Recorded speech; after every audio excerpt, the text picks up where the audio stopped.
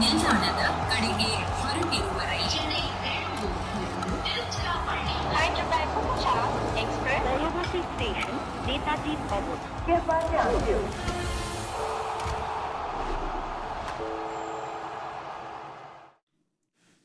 Well, I have been saying this about Hyderabad for the last few weeks, that they're batting 140 to 280. That's the range.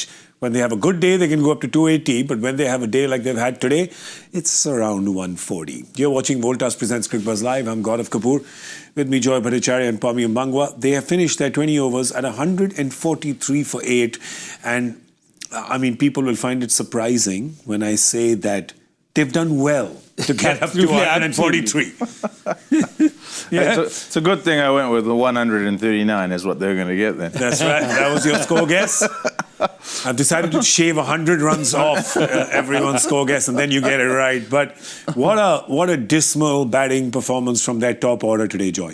Absolutely. And it didn't even, right at the start, it didn't even look, your first over for Bhattacharjya, they didn't even look as if they were slogging. They looked as if, okay, they're going to hit it intelligently. And then each, one by one, it's a collective brain fade. And I can only describe it as a brain fade because the pitch might have been a bit slow, but this is not a 143 pitch, is it? Well, I don't think so. I remember at the start of the program, I was saying, you know, do you stick or do you twist? And it's a crazy game because it's played also between your ears. Yep. Confidence, you watch high-flying, confident batters, and there's no second thought or tentativeness to whatever it is they're doing. It looked a little bit like they were going to try and sort of bat out of character, be more cautious than they have been in the few games gone by. Few kind of, oh, let's have a look, and we'll only hit it when it's really there. And then the shots that came were injudicious in that it wasn't there. Yeah. And it was slower, and they went at balls that they couldn't quite get at. And in the end, once the kind of procession starts, because of the doubt, because of, you know, the low morale in the change room, perhaps there's that, oh, here we go again sort of scenario, and rabbit in the spotlight, you know? And away we went. What were we, 52 for 5 at halfway? Yep. They struggled to come back from that. They had a power play that was shocking as well. They were 24 for 4 in the power play. So that's why when I say that after 24 for 4, the fact that they've got up to 143 is a miracle. Absolutely. Every first over, after the first over, he went for 2 or 3 runs. Second over wicket, third over wicket, fourth over wicket, fifth over wicket. Yeah. I mean, it's a procession, and basically that broke the complete back of their batting order. And after that, you know, recovery, they actually did well, and they had to play obviously they had to play their impact sub and bring in a batter. They would have preferred to bring in a bowler, but they had to bring in a batter. And look at that, 1 for 2, 2 for 9. See that, second over, third over, fourth over, fifth over. Yep.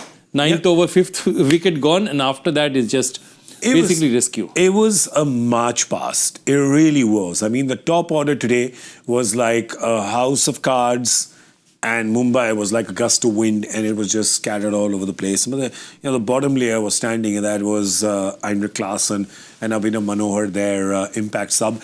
And that's the partnership that has saved them and got them to some level of respectability. At least the bowlers have something to bowl at. It was a 99-run partnership of just 63 balls. Klaasen was looking great, 61 of 29. And Manohar, to his credit, he knew that at that point in time, if a wicket goes, Klaasen's game has to change immediately, right? Because then you're batting effectively with the lower order. So he stuck around there, hit a few punchy blows towards the end, but just kind of stuck around there, and that's the result that they've got to 143. Yeah, what I enjoyed in watching the two of them bat was the communication. Yeah. Right? This is what we're doing, you know, we've got to do this at this one. This is what it's doing, the surface. And with this bowler, this is what you're watching out for. They continually talk to each other.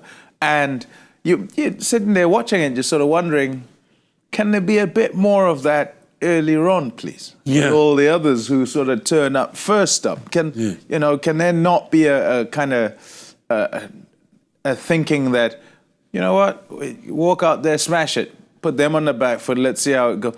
Rather than that, can there be some sort of, hold on, let's assess, let's see how we go, and let's talk each other through this, and can we erase all the other stuff that's gone before, I think that is essentially the difficulty. Yeah, and there was just a lot of heave-ho that was going on in the power play.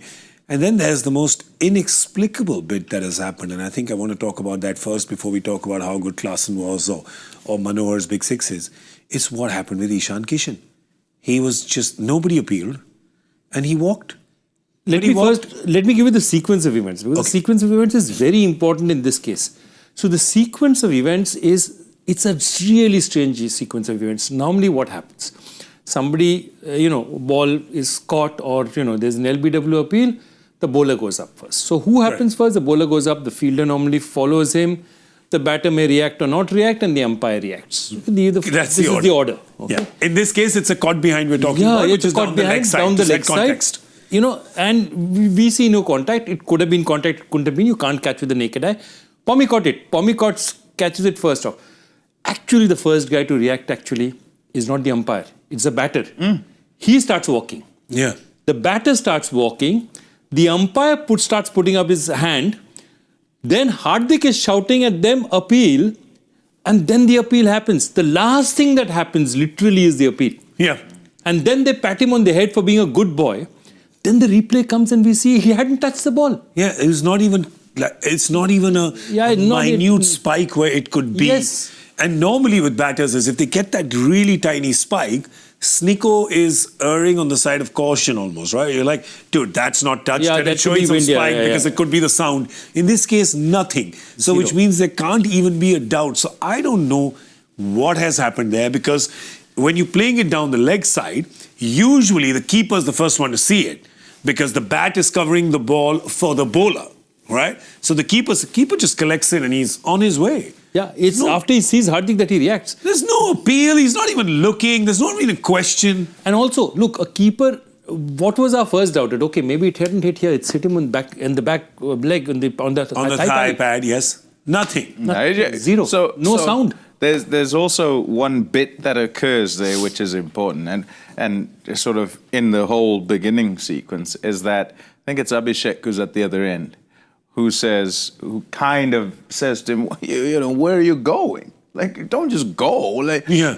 But it's too late. Yeah, he started because he starts to sort of turn around to try and go back. By which stage the appeal has happened. Yeah, and at the behest of Hardik. Yeah, and so Deepak appeals, and then up goes the finger to say, yeah, confirmed. Seeing as you're walking, you must have hit it. And the umpire wants to get it right because, if you're walking, then yeah, I'm giving it out. No problem. I'm jumping on the same bus as you, like away you go. But there's a picture of him in the change room after there's the confirmation that actually nothing there, and he's just asking himself questions, thinking, it's hard enough. The fact that you're getting out quite early. He's got 100 and not too many more after that. So the season's difficult enough without you sort of walking off without hitting the ball. Yeah. I mean, goodness, it's such a pity because it's almost as if everything then spirals from there, because they then work out that he didn't hit it. And then another wicket falls. Everybody and then it just sees keeps going. And everybody's kind of got mind on something else. Yeah. And, oh, man. It's just, it was just, I don't know. It was bizarre. It was bizarre. I mean, but I felt so bad for him when they show the video that it nothing touched, and then they cut to him. Yeah. Oh God, the poor kid. He was distraught. Absolutely. There's nobody. I mean, here's the thing, right? I mean, it's a loud stadium. It's a high pressure environment. On the other side, you're confused. There's so much goes on, right? I mean, when you're playing the IPL, I can just imagine when it's you're deafening. in the sound center. in a stadium is deafening. I remember we would do shows before the first ball is bowled, and we could not hear people who were 4 feet away from us. Yeah. And you're not even playing, right? Yeah. There's this to say, though. He thinks he hits it. At the initial moment, he thinks he hits it. How often do we sit and we say, oh, these batters, they know. And why is he still standing there? He should go off, Yeah. If you hit it, come on, get off. You're wasting our time, Or they get given out, sort of caught behind, and they go, oh, let's check that. I didn't hit that. Yeah. And it's a great big spike, you know? Like, Yeah. you know what I mean? So it's always the other way around. Yes. Which is what is just so You know bizarre. what I'm saying? So which way are you going to err if you're the batter? Yep. If you're the batter, and we often say this, the umpire's job is to give you out. You don't have to give yourself out. And I know it sounds kind of odd from, bowler saying, but we have technology these days. If you're wrong, and I have the conviction, particularly when it comes to nicks, I'm going to say, hey, captain, let's go. Just take it. Because he did nick it, you know? I'll tell you something that every captain will tell you, that every bowler thinks that an LBW appeal is out, Yeah. and every batter thinks that a nick is not out. Yeah, right? yeah. So which is why this seems so counterintuitive. But walking, we can, only when you've run out of fuel. yeah, that's Or battery, as Correct. the case is these days, right? I'll tell you though that I don't think we need to speculate, because I'm sure that Ishan Kishan will be asked about this about 1 million times. So yeah, I'm sure that we'll get an explanation of what was going on in his mind at that point in time. Right now, let's quickly talk about the Mumbai bowlers, because they have had a very, very good day. Let's start with Deepak Chahar and Trent Bolt, who were brilliant in the beginning. There was a brilliant power play from them. Look where Chahar is finished. He's finished his 4 overs for 12 runs, 17 dots and 2 wickets. Trent Bolt is finished with 4 wickets. So a great day for them. Mitchell Santner has gone less than a run a ball.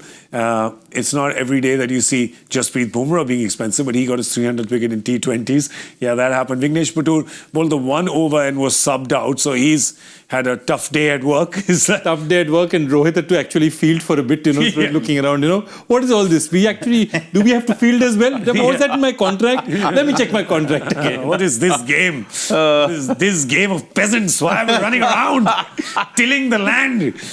They come here to see me bat. Not to see you bowl. And not to see me Bradman, right? Bradman? Or WG No, Grace? WG Grace. WG Grace. All right, that was the famous WG Grace line. But Trent Bolt, Deepak Chahar, go. Choose any one of them and go. No, absolutely. I actually liked Trent Bolt. Deepak Chahar set the mood, actually. His first over is his. Then Trent Bolt gets a wicket. Yeah. Big wicket. And I think what Bolt has discovered again is, he is supposed to be their first over enforcer. Gets wickets up front. But what he's doing really well now, this year, is also bowling at the death well. Yeah. So he comes back and bowls brilliantly at the death again. His two of his wickets are at the death. And I really liked his execution. I think he sort of got himself back, because it is something, He might be playing some amount of T20 cricket, but it's not the same as international cricket. The IPL is a slightly higher stage than all this. Yeah. So now that he's come to the IPL, he's, if you're not playing regular international cricket, it does tell you. You see Quinton de Kock and all these guys. Absolutely. So he's now, I think, just hit his rhythm. 7 matches, I think they're 8 match? Yep. He's just about hit his rhythm. There was movement, right? 9th match. Ninth match. There was movement though for both of them in the beginning, wasn't there? Yeah, so if there's anything in the air at all, then you expect These two. both of them to get a bit of... It wouldn't have been the game either of them would have felt that they would have the greatest impact with regard to kind of, Hyderabad and lots of runs and all the rest. So they would have known that they would have been under the pump, and they'd have to bowl at their very best in order not to be. However, and I suppose you could go one way or the other, in that they were at their very best, or back at their best, or pretty much close to it, to give no easy opportunity early on, and that is how you set the tone. So to get it in the right place early, to have a little bit of swing, and for both of them to have success means that you're well on top of your opposition. And that's kind of the idea in getting the two of them together, is to have no respite from either end with regard to the ball moving a little bit. So perfect scenario, really, if you're Mumbai Indians. Now, here's my question, right? They've still got 143. Can't write them off. We've seen a 111 being defended. 100%. Can this happen today, though? What is the Okay, let me ask you, what is the probability of it happening today? Mine is that I would still say 90-10. Like, there has to be some miracle for Mumbai to botch this. It's just some brilliant bowling right up front, because there's no scoreboard pressure here. And there's too much experience on the other side. It's not so much... I don't know that it's so much the experience. With 143 on the board... the expectation would be that in the first 6, the chase would be broken, right? So what is required is a perfect scenario for the Sunrisers, and they already are kind of at a disadvantage. I say kind of at a disadvantage because if they were kind of picking who they would want to bowl and if there was any sort of movement at all who could utilize it, it would be Mohammad Shami. They would want him But to bowl there's no first. Shami. But because they had this crisis whilst they were batting, they had to sacrifice him and get a batter in. And that kind of worked because Abhinav batted decently and he was in that partnership of 99. So there was some sort of repair work done. Otherwise, it might have been 100 or so that they would have had on the board. So, yeah, you can't really have it all.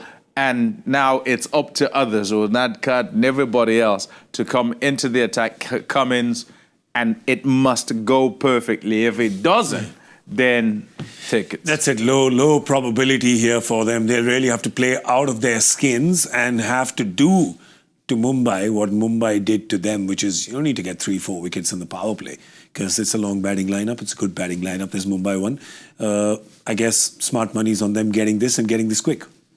Yeah, I think they'll not even think about getting it quick in the beginning. They'll just say, let's get to 70, 80, 90. Once they reach that sort of 70, 80, 90 without some wickets, then they'll really go for it and smash it. Yeah. Oh, and anyway, see, in the first 6, anyway, you'll get opportunities in the field. You don't even need to take risks because the field is in. Correct. So you're anyway going to get opportunities up front. Yeah. After that, you make what you make. Then get to about 100 odd. And then at 100 odd, if they've got... Hell for leather. Yeah. What you don't want, though... You see, with little chases, you give your opposition a chance if you don't bat what I would call normally. Yeah. And normally is use the power play. The power play is to your advantage. True. So you can't be tentative in it. If you are and you don't commit to the way that you will play, then you're going to have problems. If you come out of the power play and you haven't got many runs, what happens is it just emboldens the other side. It means you must play kind of a little bit hard as you go along. And that may give opportunity, right? So that's what you don't want. You want the game to remain on an even keel. You want it so that the way you would bat for your first 6 overs is the way you bat. Okay. Unless the conditions say it's not possible. So now what do you think they're going to get in the power play? Let's come to our guesses because in the first half of the match we have... Yeah, so the only thing I'm feeling good about is I won't get it as badly wrong as I did in the first half. You can't. You're almost 90 off. You were 100 off. Yeah. I'm saying 64. Oh, that was my number. That's so amazing that he said that. Wow. I was exactly that number, which I can still say, but I think I'm going to move it around a little bit and move it to 63.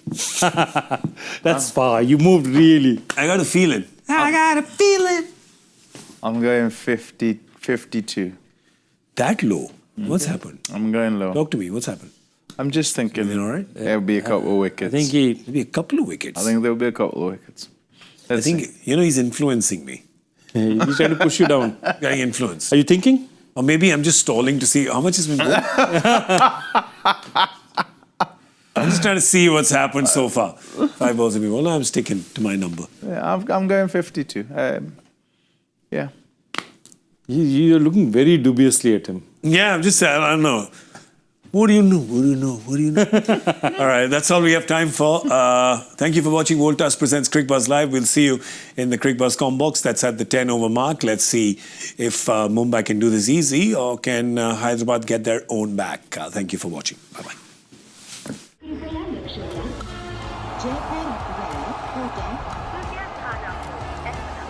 Delhi में आपका स्वागत